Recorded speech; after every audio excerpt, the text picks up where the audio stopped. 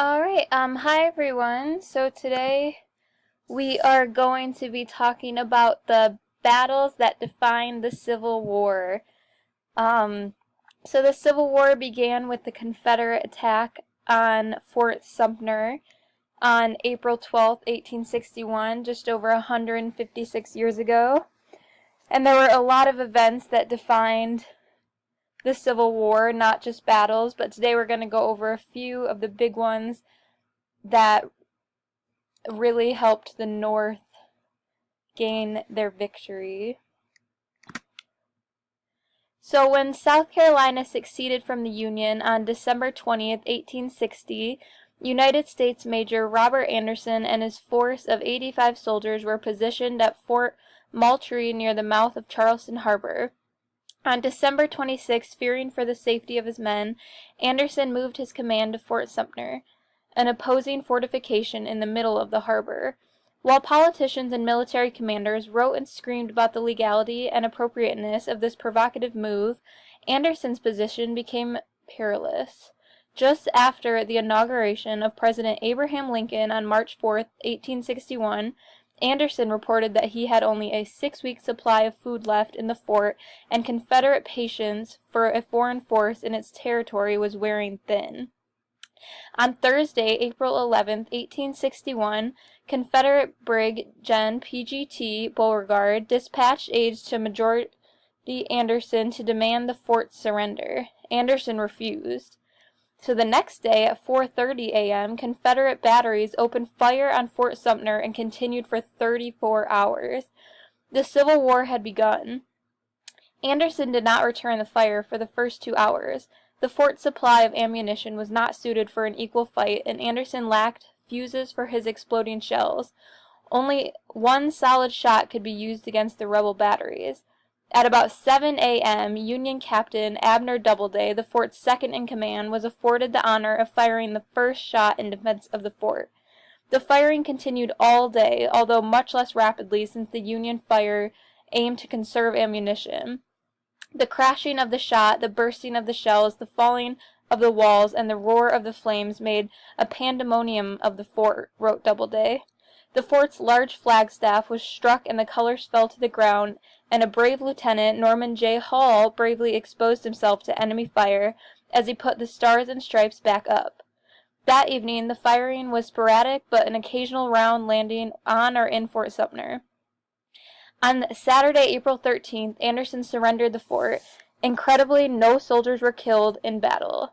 The generous terms of surrender, however, allowed Anderson to perform a 100-gun salute before he and his men evacuated to the fort the next day. The salute began at 2 p.m. on April 14th, but was cut short to 50 guns after an accidental explosion killed one of the gunners and mortally wounded another. Carrying their tattered banner, the men marched out of the fort and boarded a boat that ferried them to the Union ships outside of the harbor. They were greeted as heroes on their return to the North. So the next battle is the Battle of Bull Run. The first Battle of Bull Run was the first major engagement of the war. It would be, some in the North believed at the time, the only battle of the war. Confederate forces were green and unorganized compared to the Federal Army, they reasoned, and all that was needed was to plow through whatever little opposition they offered and take the Confederate capital of Richmond. It was with this goal in mind that a Federal army under the command of General Irvin McDowell marched out of Washington on July 16, 1861. The first phase of the campaign would be to attack the Confederate Army of Northern Virginia, amassed at a creek known as Bull Run, thus allowing troops from the larger Union Army to flank and destroy the Confederate line. Astonishingly, many civilians followed the U.S. Army on their march from Washington.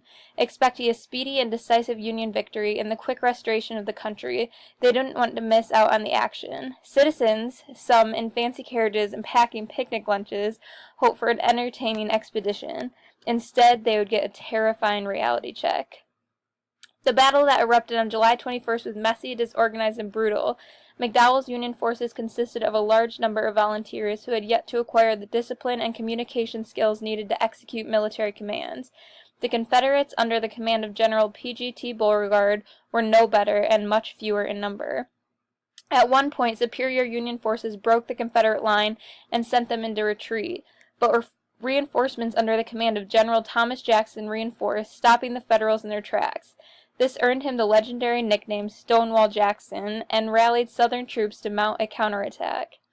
Jackson's forces surged forward, and all along the support from Confederate cavalry led by M.G. J.E.B. Stuart captured several Federal cannon batteries.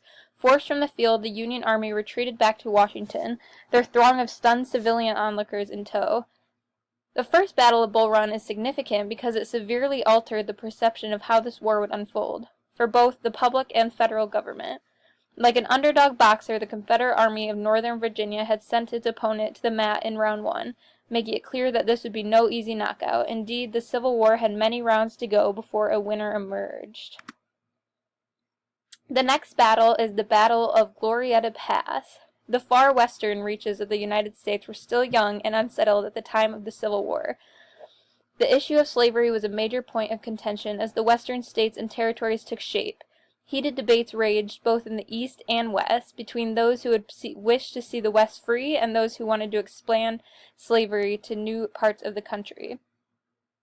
Most iconic Civil War battles took place in the East between massive armies and tens of thousands of individuals, but one small but important fight at a place called Glorietta Pass in what is now the state of New Mexico went a long way toward keeping the West out of the hands of the Confederacy.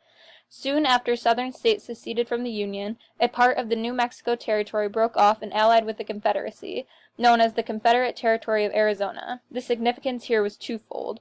Firstly, the Arizona Territory offered a real Confederate presence in the West. Secondly, it provided a corridor between the Confederate state of Texas and California with its ports and beautiful land.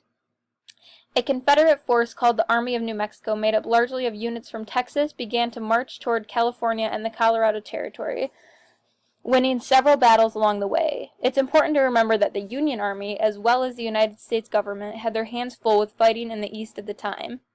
U.S. Army forts in the West were understaffed and ripe for plunder. Taking control of a trail called Glorietta Pass would allow Confederates an easy assault on Fort Union to the north and a relatively unopposed pass westward. On March 26, 1862, Union forces under the command of Colonel John Slough and Major John Chivington, a former preacher, engaged the Confederate Army at Glorietta Pass. Fighting on the first day came to a stalemate, and the second day saw little action, but on the third day the Confederates forced a Union retreat from the field, allowing a clear shot at the trail. However, during the melee of the battle, Union scouts had managed to locate the Confederate supply wagons. Union troops snuck behind the Confederate line, destroyed and looted the wagons, took prisoners, and killed or scattered the pack animals. Although the Confederate Army had won the fight, they were left without food and supplies. They had no choice but to retreat back to the Arizona Territory. The Battle of Glorietta Pass is something referred to as the Gettysburg of the West, in the sense that it helped determine the outcome of the Civil War. That may be an overstatement, but it is easy to see the importance of this battle and the potential impact had it gone differently. If the Confederates had been able to take Fort Union, they would have gained a solid foothold in the Southwest. If they were able to take and hold parts of California, the Union naval blockade in the East would have been largely nullified. And with almost endless resources to bolster them, the CSA would have been able to supply their war efforts for the foreseeable future. Worse, with many pro-slavery sympathizers already stifled throughout the West, it is even possible that a Confederate presence may have encouraged more states and territories to secede from the Union. The final battle that we're going to talk about is the Battle of Antietam, or otherwise known as the bloodiest battle in history. So by September of 1862, the federal government and President Abraham Lincoln had become increasingly frustrated with the war effort. Losses mounted one after the other, and morale waned. The Federal Army of the Potomac, under the command of General George McClellan, had proved incapable of crushing the Confederate Army and putting down the rebellion. The Confederate Army of Northern Virginia had a new leader. General Robert E. Lee had taken command in June. Within months, he launched a bold campaign to invade the northern state of Pennsylvania and the border state of Maryland, with the goal of cutting off the railway routes to Washington. With the presidential election looming around the corner and Lincoln's popularity fading, Lee reasoned that making life miserable for citizens in the North might encourage them to elect a new government, one willing to end the war and leave the Confederacy alone. Lee's plans involved dividing his army, sending one corps under the command of M.G. Stonewall Jackson to capture the arsenal at Harper's Ferry, and another under the command of M.G. James Longstreet toward Hagerstown. Another force, consisting of most of Stuart's cavalry and a division under the command of General D.H. Hill, would defend the rear. The army would resemble later near Boomsboro or Hagerstown after Jackson and Longstreet's assignments had been carried out. The Union Army pursued Lee northward in an effort to turn back the invasion. Then, in a twist of fate, the historical significance of which could not be understood, Union soldiers discovered a written copy of Lee's marching orders at an abandoned Confederate encampment near Frederick, Maryland. With Lee's intention now clear, McClellan moved into attack. So by finding these plans, they had a pretty big advantage. The two armies came together near Sharpsburg, Maryland on September 16, 1862. The remnants of Lee's forces numbered less than 20,000. He had recalled Jackson and Longstreet, but until their forces arrived, he was severely outnumbered and could only take a defensive position behind the creek. However, McClellan, exhibiting the typical caution and ineffectiveness that enraged President Lincoln during the early years of the war, failed to commit to a full-on attack. He believed Lee's forces were far greater in number and was concerned about the possibility of a trap. By the time the Union Army launched its first assault on September 17th, Longstreet's corps and most of Jackson's had arrived on the field. The battle that erupted was the bloodiest single day of fighting in American history. We're going to look at a map that shows where people were placed throughout the battle. So Union attacks were time and again repelled by the Confederates, who mounted their own counterattacks, driving back the Confederate federal troops. One's location, a simple cornfield nearly in the center of the battlefield, saw especially ferocious fighting and changed hands several times during the course of the battle. Miller's cornfield has gone down in history as one of the most horrific killing spots of the entire war. The remnants of Jackson's corps, under the command of General H.B. Hill, finally arrived later in the day and helped stop the final Union attack. The Confederates had held, and the fight was a draw, but the significance of the stalemate was far from beyond the battlefield. Lee's campaign to threaten the North had failed, and he was forced to retreat back to Virginia. This was a major victory of the struggling Union Army, and a president who, until now, surely had visions of the country slipping away. Lincoln used the opportunity to announce the Emancipation Proclamation, which, in theory, granted freedom to all slaves in the Confederate States.